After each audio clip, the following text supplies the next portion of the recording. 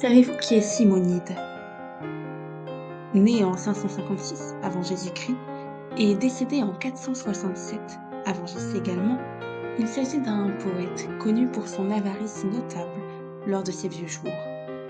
Selon la tradition grecque, il est le premier auteur d'épigrammes et il passe pour avoir inventé l'art de mémoire. On lui attribue également l'invention de 4 lettres de l'alphabet grec.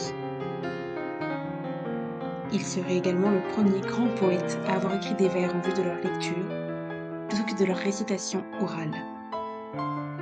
Aujourd'hui, la fable nous compte d'une certaine manière son histoire.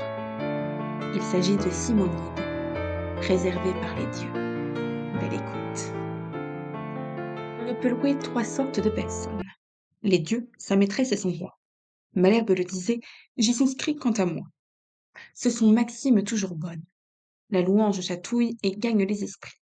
Les faveurs d'une belle en sont souvent le prix. Voyons comme les dieux l'ont quelquefois payé. Simonide avait entrepris l'éloge d'un athlète, et, la chose essayée, il trouva son sujet plein de récits tout nus. Les parents de l'athlète étaient gens inconnus. Son père, un bon bourgeois, lui sans autre mérite. Matière infertile et petite. Le poète d'abord parla de son héros, après en avoir dit ce qu'il pouvait en dire. Il se jette à côté, se met sur le propos. De Castor et Pollux ne manque pas d'écrire, que leur exemple était aux lutteurs glorieux, élève leur combat, spécifiant les lieux où ses frères s'étaient signalés davantage. Enfin, l'éloge de ses dieux faisait les 2 tiers de l'ouvrage. L'athlète avait promis d'en payer un talent. Mais quand il le vit, le galant n'en donna que le tiers, et dit fort franchement que Castor et Pollux acquittassent le reste. Faites-vous contenter par ce couple céleste. Je veux vous traiter cependant. Venez souper chez moi, nous ferons bonne vie. Les conviés sont gens choisis, mes parents, mes meilleurs amis. Soyez donc de la compagnie. Simonide promit. Peut-être qu'il eut peur de perdre, outre son dû, le gré de sa louange.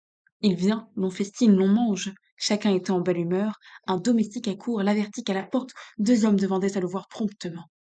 Il sort de la table, et la cohorte n'en perd pas un seul coup de dent. Ces 2 hommes étaient les Gémeaux de l'éloge. Tous 2 lui rendent grâce, et pour prix de ses vers, ils l'avertissent qu'il déloge et que cette maison va tomber à l'envers. La prédiction en fut vraie. Un pilier manque, et le plafond, ne trouvant plus rien qui l'était, tombe sur le festin, brise plats et flacons, n'en fait pas moins aux chansons. Ce ne fut pas le pire, car pour rendre complète la vengeance due au poète, une poutre cassa les jambes à l'athlète, et renvoya les conviés, pour la plupart estropiés. La renommée eut soin de publier l'affaire. Chacun cria miracle. On doubla le salaire que méritaient les vers d'un homme aimé des dieux. Il n'était fils de bonne mère, qui, les payant à qui mieux, pour ses ancêtres n'en fit faire.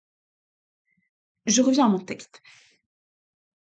Et dit, premièrement, qu'on ne saurait manquer de louer largement les dieux et leurs pareils.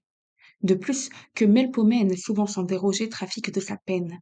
Enfin qu'on doit tenir notre art en quelque prix. Les grands se font honneur dès lors qu'ils nous font grâce. Jadis, l'Olympe et le Parnasse étaient frères et bons amis.